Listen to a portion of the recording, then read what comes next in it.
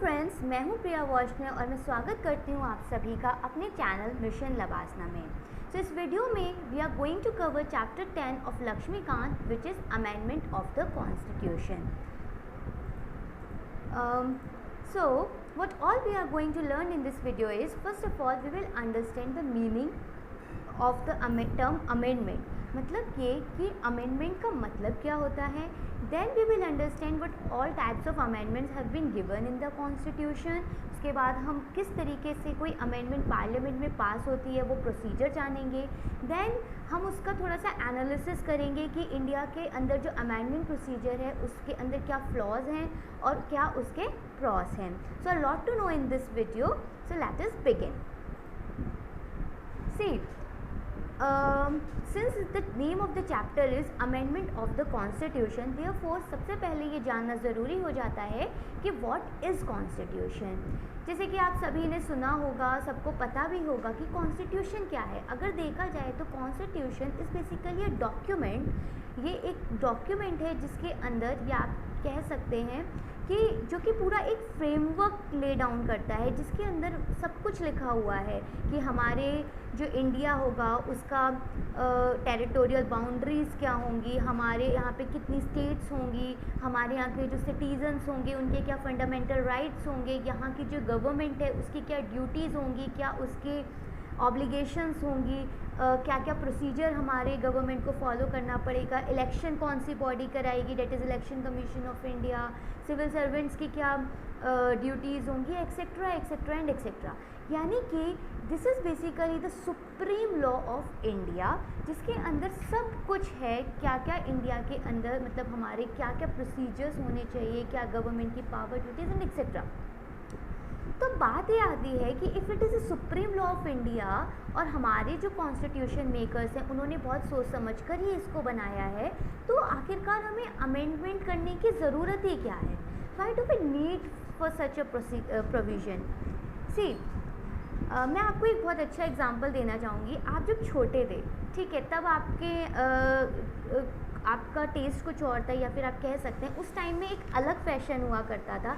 आप सपोज़ कीजिए एक सिनेरियो, अगर आपके मम्मी पापा ऑलरेडी आपके जब आप 5 इयर्स के हैं तभी आपके लिए इतने सारे कपड़े खरीद के रख देते कि जब मेरा बच्चा 25 साल का होगा तब ये पहनेगा। वियर्ड ना। पहली बात तो ये कि दे डोंट नो कि आप कितने लंबे होंगे, आपकी क्या पर्सनैलिटी होगी एक्सेट्रा। सेकेंडली ये उस टाइम पे क्या फ़ैशन होगा, क्या चीज़ें होंगी, वो सब उनको उस समय नहीं पता है। यानी कि ये कि कुछ चीज़ें हमेशा टाइम के साथ चेंज करती हैं and it is always better कि हम अपने टाइम के साथ ही ग्रो करें। सेम हमारे कॉन्स्टिट्यूशन के साथ है।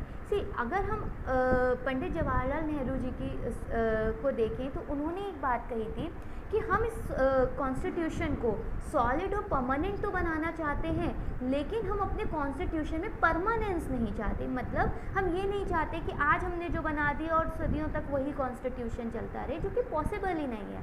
इसीलिए उनका कहना ये था कि एक सर्टेन फ्लैक्सिबिलिटी होनी चाहिए। अगर आप अपने कॉन्स्टिट्यूशन को रिजिड और परमानेंट बना देंगे तो it will stop the nation's growth, the growth of a living vital organic people. क्यों वो लोगों की ग्रोथ को रोक देगा? क्योंकि ultimately people are going to be governed by this document only. Okay, तो इसीलिए ताकि जो चेंजिंग कंडीशंस हैं और जो चेंजिंग नीड्स हैं उनके साथ एडजस्ट किया जा सके, इसीलिए इस अमेंडमेंट प्रोविज़न को इंक्लूड किया गया है हमारे कॉन्स्टिट्यूशन के अंदर। ये समझ आया? अब देखिए, अब बात आती है कि इसको अमेंड कौन कर सकता है। सी ये पावर्स दी गई हैं हमारे पार्लियामेंट को। बेसिकली कॉन्स्टिट्यूशन का आर्टिकल 368 इन पार्ट 20, ओके, ये जो आर्टिकल है it actually deals with the amendment to the constitution. तो इसके अंदर जो दो चीज़ें डिटेल में हैं, सबसे पहली चीज़ तो ये, it deals with the powers of the parliament to amend the constitution, कि पार्लियामेंट के पास क्या क्या पावर्स हैं। दूसरा, उस कॉन्स्टिट्यूशन को अमेंड करने का प्रोसीजर क्या फॉलो करना होगा, वो सारा कुछ। ओके, तो ये आपको समझ में आया। नेक्स्ट आप समझते हैं कि आखिरकार अमेंडमेंट का मतलब क्या होता है। Means when you are saying that constitution has been amended, तो उसके क्या इम्प्लीकेशंस हैं।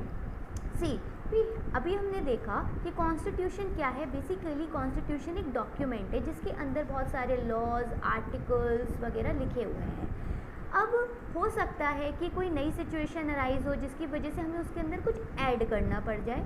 ये भी हो सकता है कि कोई एक ऐसा लॉ है जो आज के टाइम में ऑब्सोलीट हो चुका है, तो may be we need to remove it. Okay, and ये भी हो सकता है कि कुछ लॉज वहाँ पे जो गिवन है वो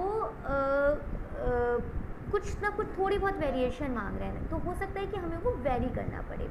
तो basically amendment is nothing but the any addition, variation और repeal of any provision of the constitution is basically considered as an amendment to the constitution, but it should be in accordance with the procedure laid down for the purpose.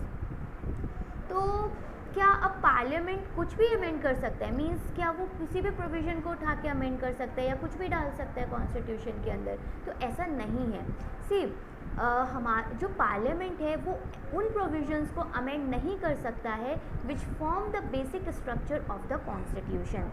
इस basic structure of the constitution के बारे में तो detail में हम next chapter में और next video में जानेंगे, बट तब तक के लिए आप इसको ऐसे समझ लीजिए कि बेसिकली जो बेसिक स्ट्रक्चर है, सबसे पहले तो इसको सुप्रीम कोर्ट ने इस कॉन्सेप्ट को दिया था in the Kesavananda Bharati case in 1973।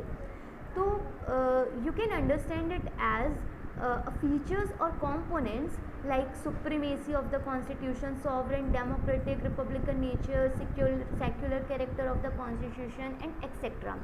देखिए, जो सुप्रीम कोर्ट के वेरियस जजमेंट्स आए, उन्हीं जजमेंट्स के थ्रू ही ये चीज़ें थोड़ी तैयार हो पाई हैं। एग्जैक्ट क्या डेफिनेशन है ये तो अभी तक सुप्रीम कोर्ट ने भी नहीं दी है, इसको हम बहुत डिटेल में कवर करेंगे अपनी नेक्स्ट वीडियो में, बट अभी के लिए इतना जानना आपके लिए काफ़ी है। Okay, now we will understand how many types of amendments are there which have been given in the constitution. उसके लिए सबसे पहले आपको ये जानना पड़ेगा कि कुछ अमेंडमेंट्स, देखिए हमारा जो कॉन्स्टिट्यूशन है ना, उसके अंदर एक लिस्टिंग की गई है कि ये कुछ चीज़ें हैं जिसको कि इस तरीके से अमेंड किया जा सकता है, दूसरी कुछ चीज़ें हैं जिसको कि कोई और प्रोसीजर लगेगा अमेंड करने के लिए। तो सबसे पहला जो टाइप्स ऑफ अमेंडमेंट्स का डिवीज़न होता है वो होता है आर्टिकल 368 के तहत। मतलब ये कि पहले तो आपको ये देखना पड़ेगा कि वो जो प्रोविज़न है वो आर्टिकल 368 में फॉल कर भी रहा है या नहीं। अगर वो फॉल नहीं करता है तो उसको सिंपल मेजॉरिटी के साथ पार्लियामेंट के पास किया जा सकता है। बट अगर वो प्रोविज़न फॉल कर रहा है अंडर आर्टिकल 368, तब हमारे पास दो केसेस आ जाते हैं। पहला तो ये that it can be pass by special majority of the parliament, but कुछ प्रोविजंस ऐसे होते हैं जिनको कि जो कि फेडरल स्ट्रक्चर को अफेक्ट कर रहे हैं, तो ऐसे प्रोविजंस को अमेंड करने के लिए सब स्पेशल मेजॉरिटी ऑफ पार्लियामेंट तो चाहिए ही चाहिए, उसके साथ साथ हमें स्टेट लेजिस्लेचर्स के रेटिफिकेशन की भी ज़रूरत होती है। ये सारी चीज़ों को हम आगे बहुत डिटेल में समझेंगे कि क्या स्पेशल मेजॉरिटी होती है, क्या सिंपल मेजॉरिटी होती है। अभी आप सिर्फ इतना समझिए कि हमारे जो कॉन्स्टिट्यूशन है वो 3 तरीके से अमेंड किया जा सकता है। पहला सिंपल मेजॉरिटी के साथ ऑफ द पार्लियामेंट, बट ये तब होता है जब वो जो प्रोविज़न है वो आर्टिकल 368 में फॉल नहीं कर रहा है। दूसरा ये कि अगर वो फॉल कर रहा है तो 2 सिचुएशंस हैं। पहला special majority of the parliament, second is if the amendment is going to affect the federal structure, then it has also to be ratified by the state legislatures. I hope this concept is clear. तो सबसे पहली बात तो ये आती है कि majority का कॉन्सेप्ट क्या है, what is the concept of majority. Suppose कीजिए आप कोई 3 फ्रेंड्स हैं, आपको कोई एक फाइनल डिसीज़न लेना है एंड आपके जो 2 फ्रेंड्स हैं वो तो फेवर में हैं बट आप उसके अगेंस्ट में हो। अब अगर ये सिचुएशन कंटिन्यू रहे और अगर मान लो हम कहें कि भैया आप तीनों तैयार हो गए तभी ये डिसीज़न हो पाएगा, तो वो डिसीज़न कभी नहीं हो सकता, because you are against it, और तो आपके 2 फ्रेंड्स आपके उस चीज़ के फेवर में, या तो इन दोनों को अगेंस्ट करो या फिर आपको फेवर में करो। तो ये सारी चीज़ें चलो 3 लोगों में तो पॉसिबल हो सकती हैं, बट आपको पता है कि हमारी पार्लियामेंट की स्ट्रेंथ कितनी है, हर एक हाउस की स्ट्रेंथ कितनी है। तो ये पॉसिबल नहीं हो सकता कि अगर मान लो कि 500 मेंबर्स हैं तो 500 के 500 लोग जो है तैयार हो जाएं किसी एक इशू पे, तो ये तो पॉसिबल नहीं है। अगर मान लो ये अब आप ये सिचुएशन को कंसीडर कीजिए कि कोई एक चीज़ है, कोई एक इशू है जिसके ऊपर वो लोग मान ही नहीं रहे हैं, तो इस तरीके से तो कोई बिल पास ही नहीं हो पाएगा ना। तो ये चीज़ें ना हो, इसी के लिए इस कॉन्सेप्ट मेजॉरिटी को लेके आया गया है। तो इंडिया के अंदर आप देखेंगे कि जो बिल्स पास होते हैं वो अलग अलग टाइप ऑफ मेजॉरिटी से पास होते हैं। ओके, तो ये किस लिए किया गया है, मान लो ये उस बिल की इम्पोर्टेंस पे भी कि वो बिल किस मैटर के साथ डील करता है, कहीं ना कहीं वो भी बहुत हद तक डिसाइड कर रहा होता है कि ये बिल को किस मेजॉरिटी, किस टाइप के साथ आपका पास किया जाएगा, किस टाइप की मेजॉरिटी के साथ। तो हम लोग यहाँ पे कुछ इम्पॉर्टेंट टाइप ऑफ मेजॉरिटीज़ इस वीडियो में कवर करेंगे। ओके, तो सबसे पहले हम बात करते हैं amendment by the simple majority of the parliament. See remember that this kind of majority इस से जो पास हो रहे हैं आपके बिल्स वो आर्टिकल 368 के अंडर नहीं है, ठीक है।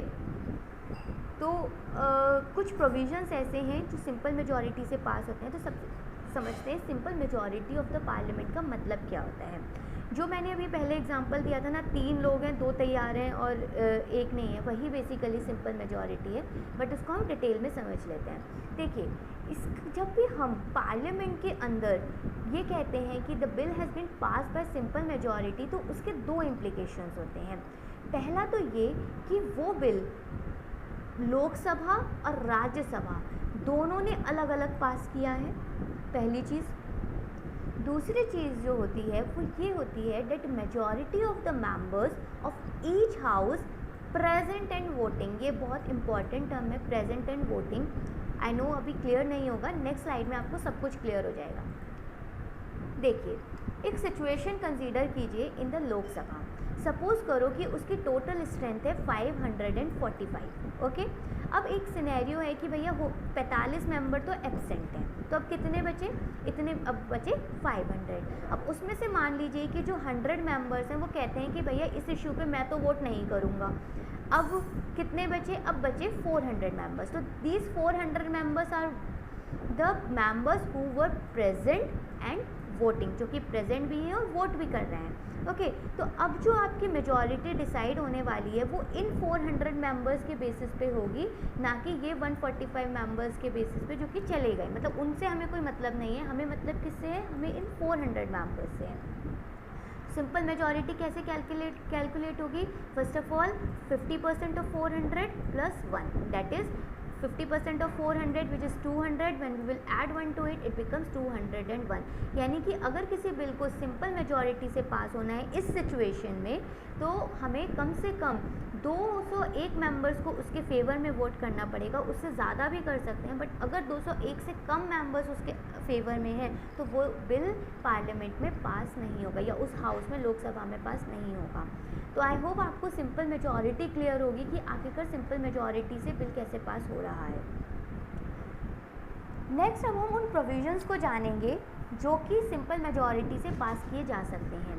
पहला तो ये देखिए, जैसे कि नाम से समझ में आ रहा है सिंपल मेजॉरिटी, तो ये इतनी ज़्यादा कोई बड़े चेंजेस नहीं हैं जो कि बहुत हद तक, मतलब जो बहुत लंबे या फिर बहुत बड़े मैग्नीट्यूड में आपकी कंट्री को अफेक्ट करने वाले हैं। ये छोटे छोटे चेंजेस हैं जिनको कि पार्लियामेंट ही अपनी सूझबूझ से आराम से पास कर सकता है। यहाँ पे स्टेट्स के रेटिफिकेशन की भी इसीलिए ज़रूरत नहीं है क्योंकि ये जो प्रोविजंस हैं वो स्टेट के किसी भी फेडरल एलिमेंट को, मतलब जो हमारा कॉन्स्टिट्यूशन है उसके फेडरल एलिमेंट को अफेक्ट नहीं कर रहे हैं। ओके, सो हम जल्दी से देख लेते हैं कि क्या क्या हैं ये प्रोविजंस। पहला है एडमिशन और establishment of new states, formation of new states और ऑल्टरेशन ऑफ एरियाज, बाउंड्रीज और names of existing states, abolition or creation of legislative councils in the states. We all know that legislative councils are being created by the parliament after a resolution is being passed in the state assemblies. Next, अगर second schedule के अंदर कोई changes होने हैं, second schedule basically includes emoluments, allowances, privileges and so on of the president, governor, speakers, जजेस etcetera. Quorum in the parliament, quorum आप समझते हैं क्या होता है? Quorum basically minimum number of members जिनको कि प्रेजेंट होना ज़रूरी है पार्लियामेंट के अंदर, अगर उस पार्लियामेंट की प्रोसीडिंग को आगे बढ़ाना है तो बेसिकली 10% है क्योरम इंडिया इस समय राज्यसभा और लोकसभा में। ओके, नेक्स्ट है आपका salaries and allowances of the members of the parliament. तो ये सारी चीज़ें हैं, प्लस अभी आगे भी हैं। देखिए, rules of procedure of the parliament, privileges of the parliament, its members and its committees, use of English language in the parliament, number of puisne judges in the Supreme Court, conferment of more jurisdiction on the Supreme Court, use of official language, citizenship, acquisition and termination, elections to the parliament and the state legislatures। तो यहाँ पे इसके अलावा delimitation of constituencies, union territories, fifth schedule के अंदर basically scheduled areas और scheduled tribes का administration आ जाता है। नेक्स्ट आपका six schedule that is administration of tribal areas etcetera. तो ये कुछ आपके फीचर्स हैं और यू कैन से ये कुछ प्रोविजंस हैं जिनको कि सिंपल मेजॉरिटी के साथ पार्लियामेंट आराम से पास कर सकता है। ओके, देखिए ये लिस्ट आपको लग रहा होगा कि याद रखना है या नहीं रखना है। देखिए ये थोड़ा बहुत तो याद रखना पड़ेगा बिकॉज क्वेश्चन आ जाता है कि which of the following can be pass through simple majority और नॉट। तो ये थोड़ा सा आइडिया आपको रहेगा तो it will be beneficial for you. Okay, वैसे भी अगर आप इनको देखेंगे तो आपको देख के ही समझ में आ रहा है कि ये इतना कोई वो नहीं है जो जिसके लिए हमको स्पेशल मेजॉरिटी की ज़रूरत पड़े। हाँ, इम्पॉर्टेंट है लेकिन ये कोई बड़े चेंजेस लेके नहीं आ रहे हैं। ठीक है, देखिए अगर मैं अब हम बात करेंगे उन बिल्स की, उन अमेंडमेंट बिल्स की जिनको कि स्पेशल मेजॉरिटी की ज़रूरत होती है। यानी कि अब हम आ गए हैं आर्टिकल 368 पर। सी एब्सोल्यूट, इफ़ेक्टिव और सिंपल मेजॉरिटी को छोड़ के बाकी जितनी भी तरीके की मेजॉरिटीज़ होती हैं उनको स्पेशल मेजॉरिटी के नाम से ही जाना जाता है। बेसिकली 4 तरीके की special majorities are there in India. Type 1 आपके special majority as per article 249, as per article 368, as per article 368 plus 50% of ratification by a simple majority and special majority as per article 361।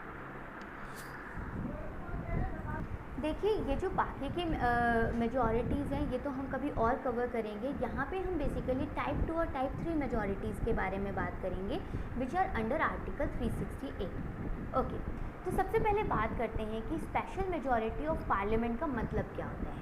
सी, जब भी हम बात कर रहे हैं उसका मतलब ये है that majority of 2/3 members present and voting supported by more than 50% of the total strength of the house। थोड़ा सा टिपिकल लग रहा है बट हम इसे स्टेप बाय स्टेप ब्रेक करके समझते हैं। तो सबसे पहले समझते हैं जो total strength of the house है इसका क्या मतलब है। देखिए, टोटल मेंबरशिप का मतलब है total number of members comprising the house irrespective of the fact whether there are vacancies और एब्सेंटीज।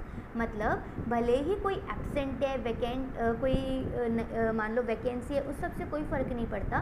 जो टोटल मेंबरशिप है हाउस की, यानी कि अगर मान लो 545 मेंबर्स हैं तो 545 मेंबर्स की 50% ऑफ द 545 मेंबर्स तो इसको सपोर्ट करने चाहिए। ठीक है, तो 50% of the total strength of the house, उसके साथ साथ हमको चाहिए 2/3 of the members present and voting. So, for a bill to pass by special majority under Article 368, it should satisfy these 2 conditions। तो पहली कंडीशन मैंने जैसे आपको समझाई कि 50% of the total strength of the house, यानी कि अगर मान लीजिए अभी हम सिनेरियो कंसीडर कर रहे हैं राज्यसभा का, मान लेते हैं कि उसकी टोटल स्ट्रेंथ है 246, तो 50% ऑफ 246 इज़ 123, यानी कि 123 मेंबर्स का आपको चाहिए सपोर्ट।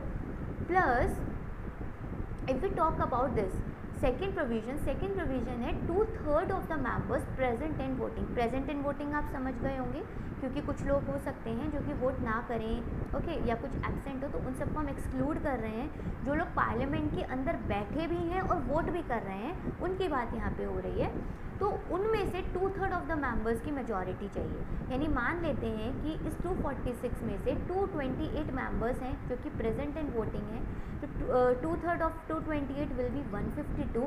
यानी कि अब हमें 152 + 1 यानी कि 153 वोट्स चाहिए फॉर अ बिल टू पास। तो जब ये दोनों अब मिल जाएंगे, मतलब ये दोनों तरीके की मेजॉरिटी होगी, तब आपका जो बिल है वो पास कर सकता है। This is actually sign of addition.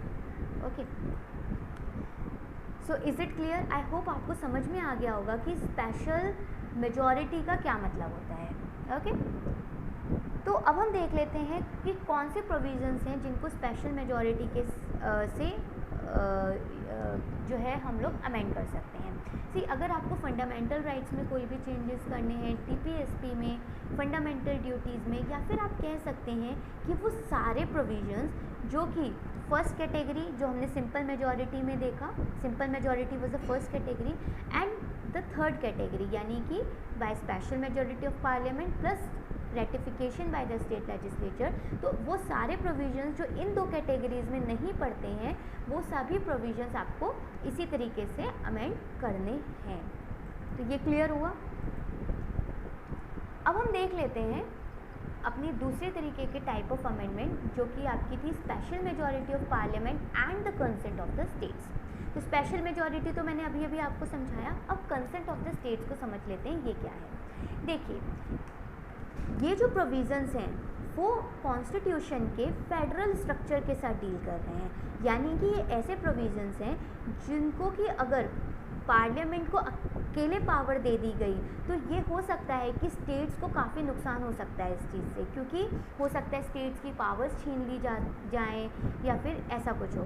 तो ये सारी चीज़ें ना हो, इसीलिए जो हमारे कॉन्स्टिट्यूशन मेकर्स हैं वो ये कॉन्सेप्ट उन्होंने यहाँ पे इंक्लूड किया है कि अगर कोई भी ऐसा प्रोविज़न है जो कि फेडरल स्ट्रक्चर को अफेक्ट करेगा तो पार्लियामेंट उसको अकेले अमेंड नहीं कर सकता है। उसके लिए पार्लियामेंट को ज़रूरी होगा कि वो जो स्टेट लेजिस्लेचर है उनका भी रेटिफिकेशन, उनका भी परमिशन, ये कह सकते हैं कि उनका भी डिसीज़न सुने और समझें और लें।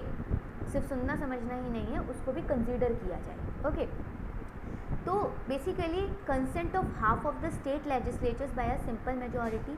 यहाँ पे देखने वाली बात ये है कि मान लीजिए अगर हमारे पास 24 स्टेट्स, हमारी ज़्यादा स्टेट्स हैं, मैं एक सिंपल कैलकुलेशन के लिए बता रही हूँ, हमारे पास मान लीजिए 24 स्टेट्स हैं, तो उसका हाफ हो गया कितना, 12। ओके, तो कम से कम 12 स्टेट्स द्वारा उसको रेटिफाई करना ज़रूरी है। हो सकता है कि बाकी की स्टेट्स भी उसको रेटिफाई कर दें, या ये भी हो सकता है कि वो ना करें, वो उसके अगेंस्ट हो, बट उससे कोई फ़र्क नहीं पड़ता। एक बारी half of the state legislatures ने उसको रेटिफाई किया तभी हमारी ये फॉर्मेलिटी कंप्लीट मानी जाती है और वो बिल आगे प्रेसिडेंट के एसेंट के लिए भेज दिया जाएगा। बट यहाँ पे एक चीज़ जो नोट करने वाली है वो ये है कि कोई भी टाइम लिमिट हमारे कॉन्स्टिट्यूशन के अंदर गिवन नहीं है जिसके अंदर स्टेट्स को अपना कंसेंट देना है बिल्कुल। तो ये रही बात कि how bills are pass by special majority along with the consent of the states. अब हम देख लेते हैं ऐसे कौन से प्रोविजंस हैं जिनको इस तरीके से अमेंड किया जा सकता है। सबसे पहला प्रोविज़न है election of the president and it's man. देखिए, मैं यहाँ पे आपको ये भी समझा देती हूँ कि क्यों यहाँ पे कि किस तरीके से ये हमारी जो फेडरल पॉलिटी है उसको अफेक्ट कर रहे हैं, ताकि आपको ये चीज़ें याद रखनी थोड़ी सी आसान हो जाए। तो सबसे पहले समझिए, इलेक्शन ऑफ द प्रेसिडेंट। हमें पता है कि president head of the state है। ओके, तो ये सिर्फ और सिर्फ ये स्टेट्स के ऊपर भी हैं, ठीक है, ना ही सिर्फ इंडिया के हेड हैं बल्कि पूरी, मतलब एक एक स्टेट का हेड है वो, ठीक है। तो अब सीधी सी बात है कि अगर इनका जो इलेक्शन होना है उसके अंदर अगर मान लो पार्लियामेंट कोई ऐसा प्रोविज़न ले आए जिसमें अभी तो स्टेट लेजिस्लेचर्स भी वोट कर रहे हैं, बट हो सकता है कि वो ऐसा ले आए कि भैया इनका नहीं करना है, तो ये सब ना हो, उसके लिए पहली बात तो ये रखा गया है। दूसरी चीज़ है executive power of the union and the states, the extent of the executive power. मतलब ये कि जो पार्लियामेंट है जो कॉन्स्टिट्यूशन है उसने एक लिमिट दी है सेंट्रल पावर्स पे भी और स्टेट की पावर्स पे भी। अब जो स्टेट्स हैं वो अपनी मनमर्जी से अपनी पावर्स को ज़्यादा ना बढ़ा लें कि जो स्टेट है वो उनके अधीन ही हो जाए। तो इस सब का भी ध्यान रखते हुए इस प्रोविज़न को डाला गया है। इसके अलावा अगर सुप्रीम कोर्ट या हाई कोर्ट, अब हमें पता है कि जो सुप्रीम कोर्ट है, ओके, अगर मान लीजिए कोई भी पार्लियामेंट ऐसा बिल पास करता है जो कि अगेंस्ट द कॉन्स्टिट्यूशन है, तो सुप्रीम कोर्ट के पास पावर है जुडिशियल रिव्यू की। तो अगर सपोज़ करो कि पार्लियामेंट ने कोई ऐसा बिल पास किया जो कि स्टेट गवर्नमेंट्स के अगेंस्ट जा रहा है और अगर वो कॉन्स्टिट्यूशन के भी अगेंस्ट है, तो स्टेट्स के पास ये पावर है कि वो सुप्रीम कोर्ट जा सकती हैं। ठीक है, अब मान लीजिए कि पार्लियामेंट किसी एक अमेंडमेंट से वो पावर्स छीन ले सुप्रीम कोर्ट से, तो ऑब्वियस सी बात है फिर स्टेट्स कहाँ जाएंगी। तो इसीलिए सुप्रीम कोर्ट या हाई कोर्ट्स हैं, इनमें कोई भी चेंजेस करने होंगे तो वो भी आपका स्टेट्स के कंसेंट के बिना नहीं किया जा सकता। अब बात करें अगर लेजिस्लेटिव पावर्स, आपको पता है यूनियन और स्टेट्स के बीच में डिस्ट्रीब्यूट की गई हैं लेजिस्लेटिव पावर्स, तो उसके अंदर भी अगर कोई चेंज करना है तो आपका स्टेट गवर्नमेंट का कंसेंट चाहिए। अगर 7 शेड्यूल के अंदर की कोई भी लिस्ट है, मतलब ये 7 शेड्यूल आपको पता है 3 लिस्ट यहाँ पे दी गई हैं, state list, central list and the concurrent list. तो कोई सेंट्रल गवर्नमेंट को अगर कोई सब्जेक्ट उठा के स्टेट लिस्ट से सेंट्रल गवर्नमेंट के लिस्ट में डालना है तो उसके लिए भी अमेंडमेंट लगती है, वो भी आपकी special majority plus consent of the states. Okay, इसके अलावा if it is the issue of representation of states in the parliament, more over अगर आपकी जो पार्लियामेंट है वो आर्टिकल 368 के अंदर ही कुछ अमेंडमेंट करना चाहता है। सी आर्टिकल 368 ही पावर्स दे रहा है स्टेट गवर्नमेंट्स को, तो अगर मान लो पार्लियामेंट इस आर्टिकल के अंदर भी कुछ अमेंडमेंट्स करना चाहता है तो वो अमेंडमेंट करना तो परमिटेड है, लेकिन वो जो अमेंडमेंट्स हैं वो बिना स्टेट्स के कंसेंट के नहीं हो सकता। तो ये सारी चीज़ें क्लियर हैं। तो ये कुछ प्रोविजंस थे जो कि इस तरह से अमेंड किए जा सकते हैं। अब हम लोगों ने टाइप्स ऑफ अमेंडमेंट्स देख ली, मेजॉरिटीज़ देख ली, सबको समझ लिया। अब बात आती है कि आखिरकार पार्लियामेंट के अंदर या किसी भी हाउस जो बिल है, अमेंडमेंट बिल है, वो पास कैसे होता है। तो आइए वो समझते हैं। सबसे पहली बात तो ये कि इस बिल को इंट्रोड्यूस कराने के लिए हमें प्रेसिडेंट के प्रियर रिकमेंडेशन की ज़रूरत नहीं होती है। ओके, जैसे कि मनी बिल के केस में होती है, बट यहाँ पे कोई भी ऐसी रिक्वायरमेंट नहीं है। दूसरा ये कि कोई भी मिनिस्टर या कोई भी मेंबर बिल को इंट्रोड्यूस करा सकता है पार्लियामेंट के अंदर। ये दोनों चीज़ें क्लियर हैं। तीसरी चीज़ ये कि अब देखिए, अब जो आपका बिल है अब वो पार्लियामेंट के अंदर इंट्रोड्यूस हो गया। अब पार्लियामेंट के अंदर इंट्रोड्यूस होने का मतलब ये है कि वो राज्यसभा में भी हो सकता है, वो लोकसभा में भी हो सकता है, लेकिन जिस भी हाउस में वो इंट्रोड्यूस हुआ है उसको दोनों हाउसेस से सेपरेटली पास करना पड़ेगा। मतलब ये कि राज्यसभा के अंदर भी वो स्पेशल मेजॉरिटी से पास होना चाहिए और लोकसभा के अंदर भी वो स्पेशल मेजॉरिटी से पास होना चाहिए। Point to be noted is कि कोई भी प्रोविज़न नहीं है रखा गया है कॉन्स्टिट्यूशन के अंदर जॉइंट सिटिंग के लिए। ओके, यानी कि अगर उस बिल के ऊपर लोकसभा और राज्यसभा के बीच में सहमति नहीं बैठ पाती है तो वो बिल कहीं आप मान सकते हैं कि डिस्कार्ड हो जाता है, वो अमेंडमेंट डिस्कार्ड हो जाती है। यानी कि अगर कोई भी अमेंडमेंट बिल को पास होना है तो वो लोकसभा और राज्यसभा दोनों में ही स्पेशल मेजॉरिटी से पास होना चाहिए। इसके अलावा अगर वो फेडरल स्ट्रक्चर को अमेंड करता है तो it needs to be ratified by the legislature of half of the states by simple majority. जब ये सब हो जाता है तो अगर मान लीजिए वो उन प्रोविजंस के साथ डील कर रहा है तो रेटिफिकेशन के बाद वो प्रेसिडेंट के पास जाएगा, और अगर वो बाकी के जो आपकी दो तरह की जो मैंने आर्टिकल 368 के अंदर special majority of the parliament की बात की थी, अगर सिर्फ वही है then it goes to the president for his assent. इस केस में जो प्रेसिडेंट है वो अपनी एसेंट को विदहोल्ड नहीं कर सकते हैं, उनको उसको एसेंट देना ही पड़ेगा, अपनी स्टैम्प मोहर उनको लगानी ही पड़ेगी उस बिल के ऊपर, एंड हेंस जो बिल है वो आपका एक्ट बन जाता है। आई होप आपको ये प्रोसीजर पूरी तरीके से क्लियर हो गया होगा। Now point to be noted is, सबसे पहले तो मैंने वही बताया आपको कि जो कॉन्स्टिट्यूशन के अंदर अमेंडमेंट है वो किसी भी हाउस में इनिशिएट किया जा सकता है. It can be Lok Sabha, it can be Rajya Sabha, but it cannot be introduced in the state legislatures. This is very important point which you should remember. Okay, now we are going to analyze the flaws in the amendment procedure of the constitution. देखिए, सबसे पहला जो एक आप कह सकते हैं एक फ्लॉ है वो है कि यूएसए के अंदर एक कॉन्स्टिट्यूशनल कन्वेंशन करके एक स्पेशल बॉडी है which is actually dealing with such types of amendment procedures and all. इस तरीके की कोई भी बॉडी इंडिया के अंदर नहीं है. दूसरा ये कि जो कॉन्स्टिट्यूएंट पावर है वो पार्लियामेंट के अंदर है और बहुत ही कम केसेस के अंदर वो स्टेट लेजिस्लेचर्स को दी गई है. तीसरा पॉइंट ये आता है कि जो पावर है अमेंडमेंट को इनिशिएट करने की वो सिर्फ और सिर्फ पार्लियामेंट के पास है. यानी कि अगर कोई स्टेट लेजिस्लेचर अगर मान लीजिए किसी स्टेट लेजिस्लेचर को कोई ज़रूरत पड़ती, किसी स्टेट को वाकई ज़रूरत लग रही है कि उसको कुछ अमेंडमेंट करना है, बट वो कोई भी अमेंडमेंट को इनिशिएट नहीं कर सकती है. वहीं अगर आप अमेरिका को देखेंगे तो वहाँ पे जो स्टेट लेजिस्लेचर्स हैं उनके पास भी पावर है अमेंडमेंट्स को इनिशिएट करने की.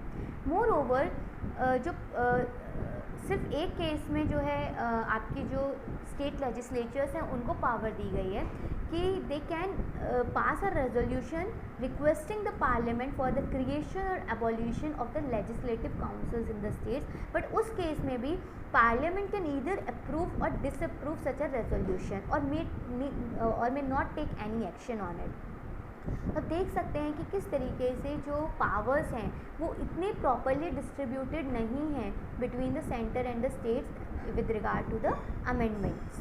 मोर ओवर जो मेजर पार्ट है कॉन्स्टिट्यूशन का वो तो खाली अकेला पार्लियामेंट ही आपका अमेंड कर सकता है. सिर्फ कुछ ही आपके प्रोविजंस हैं जिनके लिए हमें स्टेट लेजिस्लेचर्स के कंसेंट की ज़रूरत पड़ रही है. मोर ओवर स्टेट लेजिस्लेचर्स के कंसेंट की ज़रूरत तो पड़ रही है, इसके अलावा सिर्फ हाफ ऑफ दैम, जबकि यूएसए के अंदर 3/4 of the states must agree with that, तभी वो जो बिल है वो एक्ट बनता है. बट इंडिया के अंदर सिर्फ हाफ का ही बात कही गई है. यानी कि जो बाकी की आधी स्टेट्स हैं हो सकता है कि उनकी बात सही हो लेकिन उनको यहाँ पे नहीं इंक्लूड किया जा रहा है. ओके, अब जो कॉन्स्टिट्यूशन है वो कोई टाइम फ्रेम भी नहीं देता है जिसके अंदर स्टेट लेजिस्लेचर्स को वो जो बिल है या जो अमेंडमेंट है उसको रेटिफाई या रिजेक्ट करना है. इससे क्या होता है कि कभी कभी कुछ बिल्स बहुत इंपॉर्टेंट इश्यूज़ के साथ डील कर रहे हैं तो उसमें काफ़ी ज़्यादा डिले हो जाता है. ठीक है. मोर ओवर जो अगर मान लीजिए स्टेट्स ने एक बार अप्रूवल तो दे दिया, बट क्या वो स्टेट्स एक बार अप्रूवल देने के बाद अपना अप्रूवल वापस ले सकती हैं? इस चीज़ की इस बात पे भी जो आपका कॉन्स्टिट्यूशन है उसके अंदर कुछ भी नहीं कहा गया है. नेक्स्ट अगर मैं बात करूं तो कोई जॉइंट सिटिंग भी होल्ड करने का कोई प्रोविज़न नहीं है,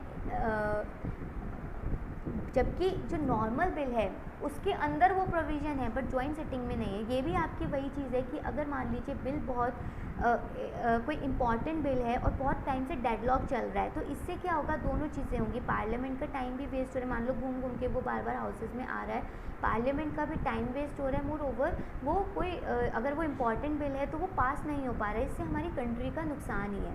ठीक है. तो ये भी एक फ्लॉ है जिसको कि देखा जाता है. और जो हमारा एक जो फ्लॉ है वो ये है कि जो प्रोसेस ऑफ अमेंडमेंट है वो सीधे सीधे लेजिस्लेटिव प्रोसेस की तरह ही है. मतलब जिस तरीके से जिस प्रोसेस के थ्रू हम कोई लॉ पास करते हैं, जैसे नॉर्मल लॉज पास करते हैं, कोई एक्ट्स लाते हैं, उसी नॉर्मल प्रोसीजर के थ्रू हम अमेंडमेंट को लेके आ रहे हैं. सिर्फ और सिर्फ एक स्पेशल मेजॉरिटी जो है सिर्फ एक इस फीचर को छोड़ के बाकी सारे की सारी चीज़ें एक सिंपल ऑर्डिनरी बिल की तरह है. मोर ओवर जो प्रोविजंस हैं रिलेटिंग टू अमेंडमेंट प्रोसीजर्स वो बहुत ज़्यादा स्केची हैं. Hence they leave a wide scope for taking the matters to the judiciary. मतलब जो डिटेलिंग की गई है ना, जैसे मैंने अभी आपको बताया ऊपर प्रोविजंस, ठीक है, नाम दे दिया, लेकिन उसके अंदर जैसे फंडामेंटल राइट्स है, तो फंडामेंटल राइट के अंदर क्या क्या चीज़ों पे अमेंडमेंट बना सकता है पार्लियामेंट, क्या क्या चीज़ें अमेंड कर सकता है, क्या नहीं कर सकता है, वो कुछ वहाँ नहीं दिया। तो इस सिचुएशन में क्या होता है कि जो जुडिशरी है उसकी इंटरवेंशन बढ़ जाती है, ठीक है। So this is all about the criticism of the amendment procedure in India।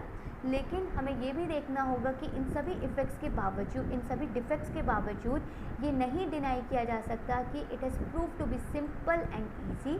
और जो इसका मेन ऑब्जेक्टिव था to meet the change needs and conditions, काफ़ी हद तक वो उस चीज़ को मीट आउट किया है।